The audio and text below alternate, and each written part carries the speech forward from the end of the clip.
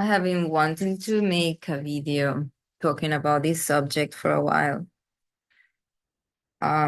because it's so common in the healing journey, in therapy, and even with relationships in general that might not be in therapy settings or healing settings, people in general. If you don't have a let's say healthy information, healthy training about how to deal and accept your emotions or your emotional reality, which is it has been most of us in the society that we grew up. We were never taught to embrace our emotions. We were never even, it's not that we weren't taught, it's that we were always made feel like it was wrong actually to feel any kind of emotion. And this comes from childhood.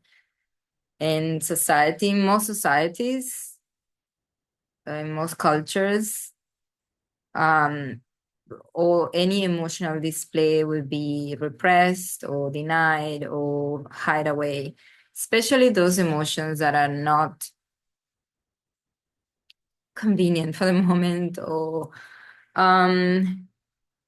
like anger. So for the sake of this video, without me going to all the different emotions and all the other things, I'm gonna focus on the emotion of anger specifically. So when we are growing up, so it all starts as a child.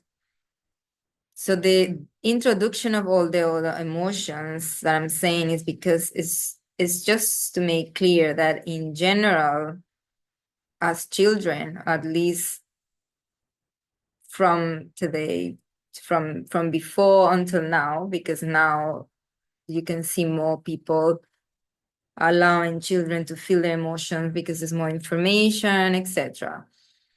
But so far, if you're an adult, you grew up in a world where your emotions were not embraced, and like any emotional display or your emotional world had not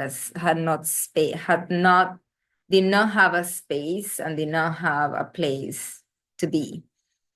So just understanding that as a general picture of emotions or your emotional reality.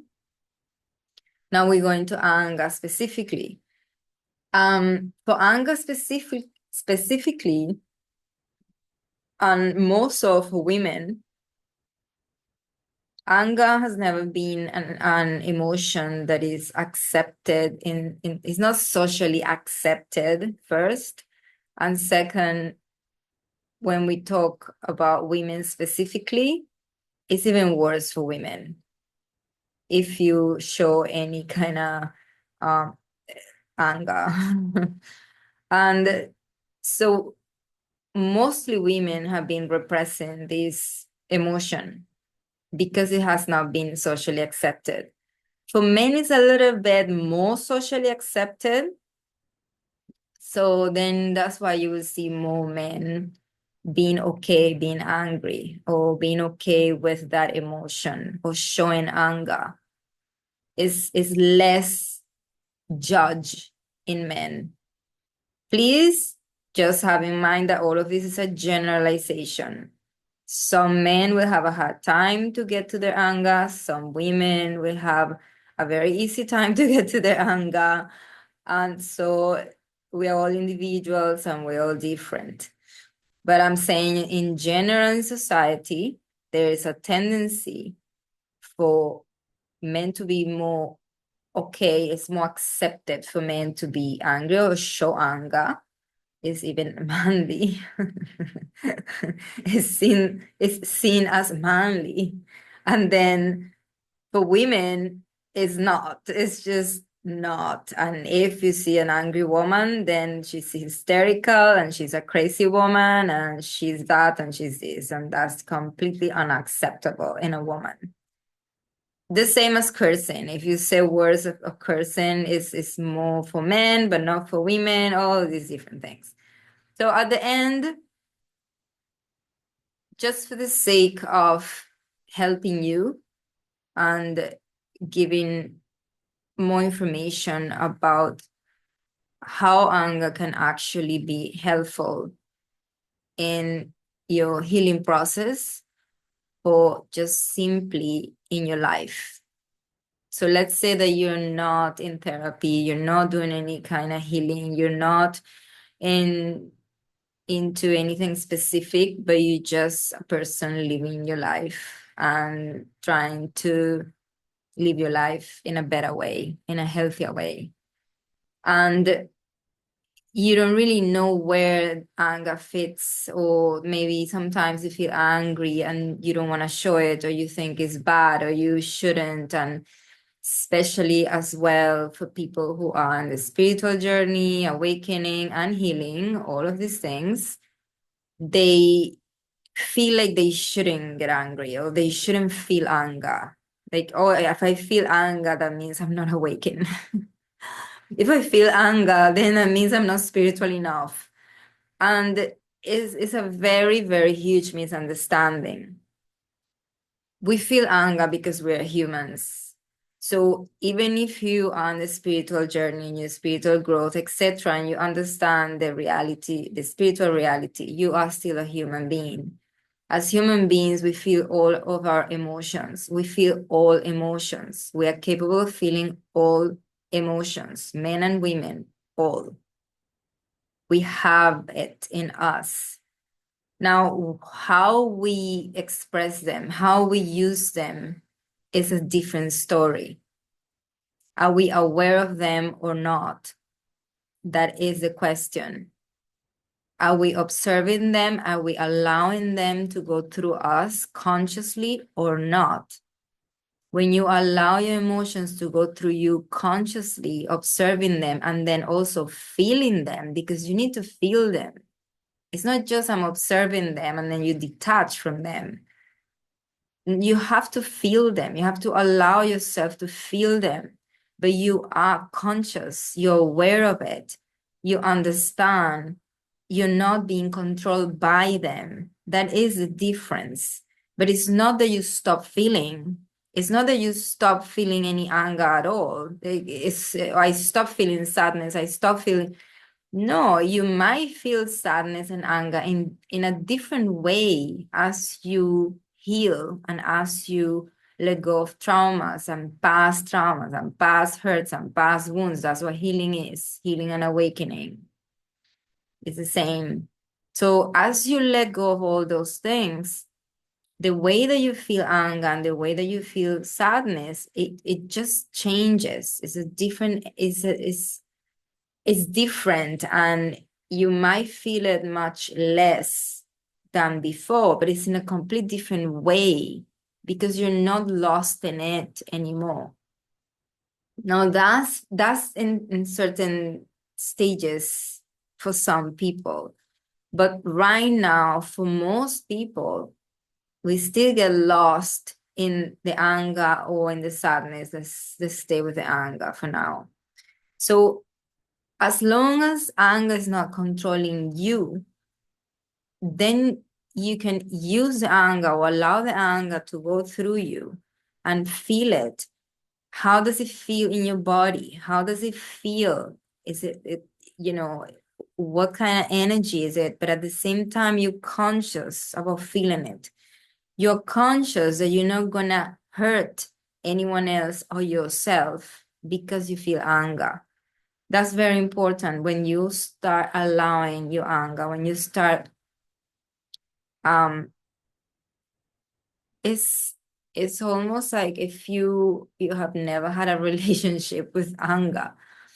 Again, for a lot of women it's like that because it was so repressed and so unaccepted that they don't even allow themselves to get there. And for a healthy emotional reality, you need to meet your anger. You need to meet it. Like meet is a part of being human. if you don't meet your anger, if you don't know it, if you don't know how it feels, you don't know how it goes through your body, how do you feel it, you're going to keep being controlled by it. And this is why it's very common for a lot of women. Some men do it too, but it's a lot for women to do have passive aggressive behaviors. And that's just repressed anger. It's repressed anger and resentment because they're not embracing the anger. They're not connecting with it. They're not meeting it like any other emotion that they need to meet in themselves. So if I am not aware, I'm not looking at it, I'm actually denying it or pushing it away or repressing it or not wanting to feel it because it doesn't feel good. I don't want to feel it. That's not going to do any good to you. It's not doing anything good to you because you keep repressing it. So anytime you repress an emotion, that's just not positive. That's not going to be positive in your life. That's one thing. Now, the second thing I want to talk about with anger is when you actually in your healing process, when you actually learning and growing and doing some healing work, there is different tendencies in people. Okay, so let's say there's some people that have had a very close intimate relationship with anger. They know what it is, they know how it feels, they have expressed it, they have felt it, they have been there.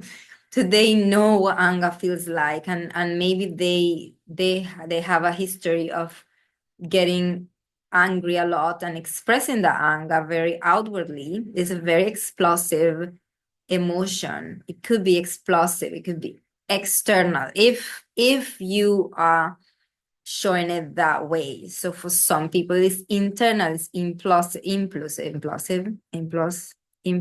that it's internal.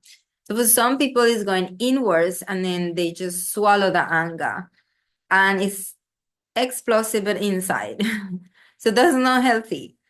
Now, neither way is healthy if you're just exploding and being violent with people around you and with yourself. No, that's just not healthy either. So if you are a person that have been very intimately related with anger your whole life, and it's like you don't have any problem with showing anger or expressing anger because it might be your go-to emotion. By the way, anger comes from hurt. So if I am carrying a lot of hurt and sadness inside, hurt and pain, anger is a very common reaction. So anger is protecting you because you don't want to be hurt. So anger protects you. Anytime something happens and you explode with anger, it is just protection. It's a tendency, and it's a coping mechanism. Now, all those things you have to find out in your own healing personal journey to go deeper into that. This is just to have more information about it. Like all of these videos, we're never gonna go to every single depth of an emotional reality or mental reality because it's very complex. So this, let's say that you are one of those people and you have been always expressing anger and going to that emotion. Now, for you personally, you need to bring it down. You need to find ways to calm yourself down. Now, part of the healing is going to the hurt and going to the sadness and allow yourself to get to that and feel vulnerable and allow yourself to feel safe without needing to explode with anger and violence sometimes. So you need to go to that hurt and that sadness inside. That is a much deeper wound that is underneath the anger. The anger is very external. Now, that's for a tendency of people. Some people have that tendency. So for you, if you feel you're angry all the time, that's not healthy either. Like, that's not the idea. Or you're defending yourself all the time and you're fighting all the time. Like, that's not healthy at all. And that's killing your cells. So for that, you need to kind of bring it down, get in touch with your deeper wounding, with hurt and pain that is underneath that, and probably cry a lot so you can melt down all that. And then you will be more relaxed and you will be more, you might feel more safe without needing to react with anger all the time. So in that sense, we need to balance or harmonize and bring down the anger energy in that sense. Now, for this other group and other tendency of people that have always been repressing the anger, or they don't want to get angry, or they don't get angry, or they don't even know how it feels to be angry. Anger is very important to protect yourself and defend yourself. So I just spoke about the people that go to the other extreme. So yes, it's important and it's necessary for you to have a certain amount of anger in you and you being able to use it when you need it. When you need it, no, not for every single situation. That is the difference, okay? For every single situation, then it's not necessary. Like, then you need to kind of balance it out. You're off balance. But if you are conscious about your anger and you meet your anger and you embrace your anger and you're okay with it and you understand it, anger has its place and is needed for when you need to protect yourself and defend yourself. This is why it's so important for women. And it has been completely taken away from women because it's all judged and rejected in women. Thus, a lot of women end up being very abused in every single way, and they just swallow in the anger. They don't know how to put boundaries and they don't know how to say no. That's standing in your power. That's part of it. Now, when a person is in depression, a person that has fallen into depression for a long time, that person will be benefited from the energy of anger. So that's when anger becomes positive for those cases, the specific cases where anger is positive and is necessary. When a person falls into deep depression and they completely lost any kind of wanting or anything like that, that person needs the fire of anger to get them out of there. So in that case, in those specific cases, those people that are down in depression need to get in touch with the anger and get the hell out of there. So that person needs to be in touch with the anger to bring themselves out of it. That's when anger is necessary and is positive and is actually needed. It's an energy. Everything is energy. Every single emotion is energy. It's energy. But we haven't learned how to use it. We haven't learned how to use the energy. We haven't. And that's why anger controls us. Whenever anger comes, then it controls us. It's a fire, and then we burn ourselves and we burn everybody else. But it's just a matter of learning to use it. But we have to be conscious. We have to be aware. We have to be there to be able to use it. Now, this is something that we do in therapy. It's something that if it's in a therapeutic environment, then there is a way to get that person in touch with their anger so they can kick it out. They can kick that depression out and get up. Anger is a rising energy. It is rising. So if you are in extreme, that you just very passive, very, very passive and down all the time, you need a bit of that energy. That's when the energy is positive and is helpful. The other example is a person that is always being abused, or is always being used, or is always being, taken advantage of, and they don't have boundaries. Everything is yes, everything is okay, and very nice, and very nice, and very nice. And then hold on, everybody's using you. Everybody's is just taking advantage of you. I mean, don't confuse it with being a good human being. Like, you can be a good human being, but that's the example I just said is not a good human being. That's you not putting boundaries at all. And in extreme cases, that's where women, mostly women, some men will get physically abused as well, yes. But mostly for women, when they get abused physically, they need the anger to defend themselves. I'm not saying to the woman to get into a fight with a man. I'm not saying that. But for a woman to stay in that situation, to to to not stay in that situation, to get out of the situation, that woman needs to get in touch with her anger to get her out of there. But she needs to get in connection with that energy for her to get herself out of that situation.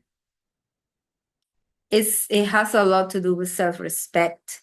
For you to respect yourself. Sometimes some people will come and they're just very disrespectful. They just don't know what respect is.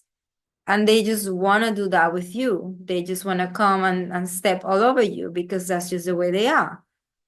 In that moment, and in many situations, you will need, sometimes, not always, but sometimes you will need to bring that energy of anger so that person doesn't do that again. That is when anger is positive and is needed. So especially in the healing process, if you are getting out of a depression or a low point, sometimes is when you feel stuck. Sometimes it's like, oh, I've been stuck for a long time. And something kind of clicks in you and you get fed up of it and you actually get angry. Now you get angry at yourself. You get angry at yourself and you I'm fed up of this and I'm so angry now. And that anger, you can use it for action. You can use that anger if you use it in a positive way, if you use it consciously, you can use it to act. And that will get you to move, to do what you need to do to get out of that stuckness that you're feeling. Those are two positive things about anger. Now, in general, we all need to embrace all of our emotions. We need to be aware of them and we need to be conscious of them. It's the only way that we can use them. We use the energy of each emotion for our positive, for creating something positive in our lives.